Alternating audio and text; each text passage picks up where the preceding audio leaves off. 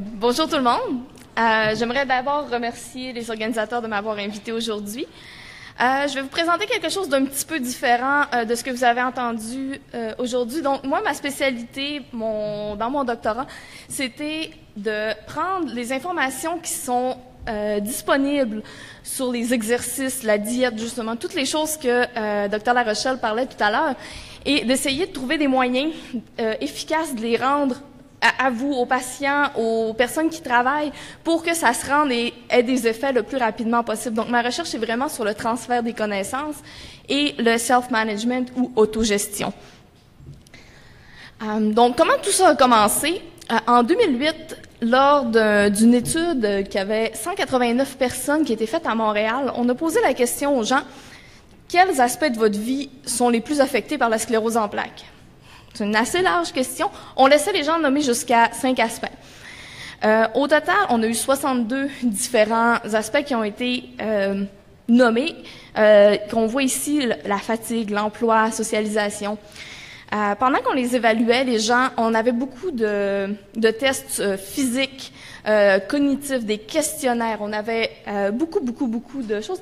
Et on s'est fait dire... c'est la première fois que je me fais aussi bien évaluer que ça. Est-ce que je peux avoir des résultats? Est-ce que vous pouvez me dire comment j'ai fait? J'ai-tu passé?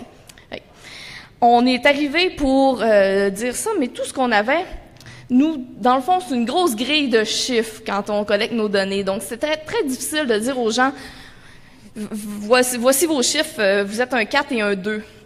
Donc, ce qu'on a voulu faire, c'est essayer de trouver un moyen de le transmettre dans un sens que ça voulait dire quelque chose, donc une interprétation. Parce que une chose qui est facilement interprétable pour quelqu'un, c'est si on dit, bon, ça va bien, ça va presque bien, ou bien ça va pas pantoute. Donc, on a un petit peu le feu de circulation ici qui représente ça. Donc, on cherchait un moyen de faire ça. Par contre, en donnant des indications aux gens de ça va bien, ça va pas bien, on trouvait ça un petit peu... on trouvait qu'on avait un problème éthique si on disait pas comment on peut s'améliorer dans ces aspects-là.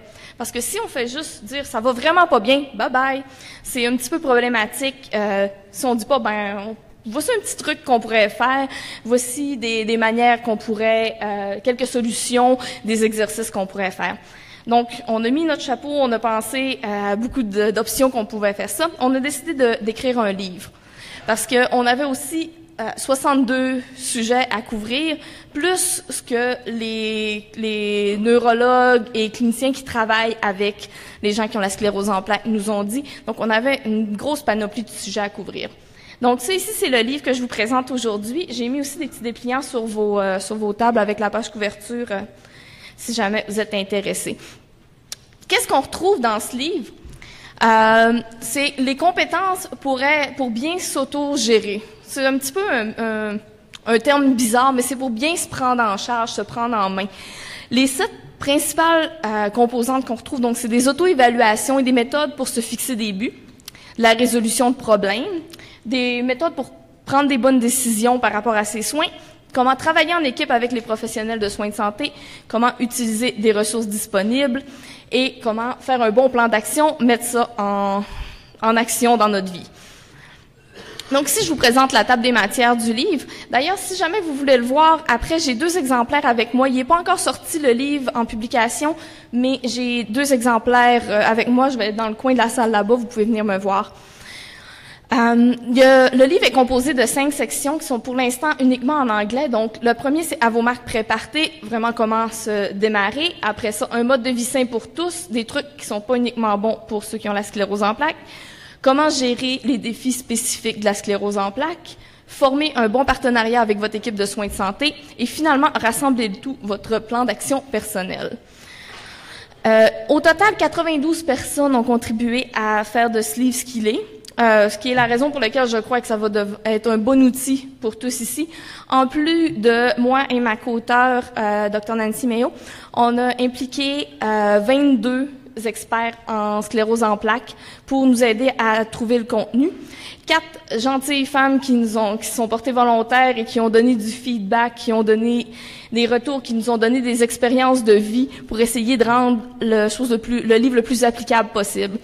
Ensuite, on a eu le livre a été ce qu'on appelle peer review en anglais, donc évalué par les pairs du milieu scientifique, chacune des sections pour être sûr que c'est bien ce qui se fait en clinique et qui sont d'accord avec ce qui est dit. Puis ensuite, on l'a vraiment passé à des gens qui l'ont. On a commencé avec 5 personnes que j'ai interviewées à répétition pendant qu'ils utilisaient le livre. Et maintenant, on est dans une étude pilote que des personnes utilisent le livre pendant quelques mois et on mesure si leur qualité de vie et si certains symptômes et leur perception s'améliorent. Ce qu'on a trouvé lors des interviews avec les 5 personnes, c'est que le livre avait beaucoup de valeur, autant au niveau individuel qu'au niveau de la société ou de la communauté de sclérose en plaques. On a reçu des commentaires comme « Les autres informations qui sont disponibles sont soit trop techniques ou seulement trop du côté médical. À l'opposé, ce livre montre vraiment comment gérer les situations. » Ou encore « Si je perdais le livre, je voudrais vraiment en avoir un autre. Je voudrais certainement le remplacer, je veux dire, ça serait ma ressource par excellence, ou my go-to book, qui est vraiment le mot que la patiente ici a utilisé. Donc, on voit que ça avait beaucoup de valeur et que les gens voulaient l'avoir. On a aussi reçu le commentaire, puisqu'avec la sclérose en plaques, les symptômes progressent, ce qui nous fait penser aussi aux autres symptômes, et quand ça arrive, ça nous fait sentir plus normal. Donc, de connaître qu'est-ce qui arrive aux autres, ça aide aussi à se sentir normal. Et finalement, le dernier commentaire qui résume un peu tout, je crois que pour la plupart des gens, ce livre sera extrêmement utile.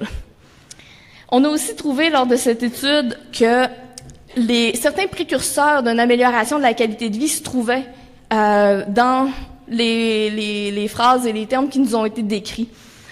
Entre autres, les gens ont expliqué que c'était vraiment une bonne ressource. Avoir plus de ressources dans la vie nous aide à avoir une meilleure qualité de vie. Ça aide aussi à gérer les attentes, à quoi s'attendre à long terme, surtout pour les gens qui viennent tout juste d'avoir un diagnostic. Ça augmentait les connaissances de manière quand même assez évidente, qui peut aussi aider à la qualité de vie. Ça aidait aussi à changer un petit peu notre cadre de référence dans lequel on se voyait. Le commentaire qu'on a vu tout à l'heure sur se sentir normal, c'est un bon exemple de ça. Donc, si on le sait que ça arrive à d'autres, on est mieux capable de se comparer, on a un meilleur cadre de référence. Ça a aussi enseigné aux gens des moyens de surmonter les épreuves, ou ce qu'on appelle en anglais coping. Et on a aussi aidé à fixer des buts plus réalistes pour ces soins, pour tout ça. Donc, tout ça, ce sont des précurseurs des améliorations en qualité de vie.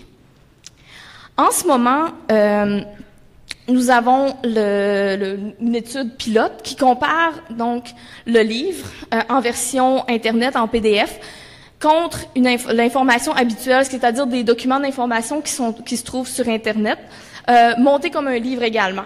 On a 2 groupes, donc, et on a des gens qui l'étudient. On a 45 personnes qui font ça. Et on a 29 en ce moment qui l'ont complété. On devrait avoir dans environ 3 mois des résultats à publier sur ça. Et également, on vient de signer un contrat de publication avec iUniverse, qui est une division de la publication Lippincott, qui inclut qu'on devrait vendre le livre sur Amazon sous peu, aussi Chapters Indigo, Barnes & Noble et aussi différentes librairies. Et ce qui s'en vient pour le futur, donc, ça va être de traduire le livre en français. Malheureusement, il est seulement en anglais parce qu'on avait beaucoup trop d'itérations à faire sur ce livre. Donc, on a décidé d'y aller dans une langue seulement et d'attendre pour traduire. D'ailleurs, tous les profits qui vont être faits de la vente de livres vont être retournés soit à mettre à jour le livre ou à le traduire en français. Et finalement, on aimerait ça que le programme en soi devienne éventuellement une application téléphone qui nous permet de bien suivre nos symptômes à la trace, puis pouvoir démarrer une discussion aussi avec le neurologue ou avec nos professionnels de la santé. Quand on sait mieux ce qui se passe, on a une meilleure discussion. Donc, c'est ça.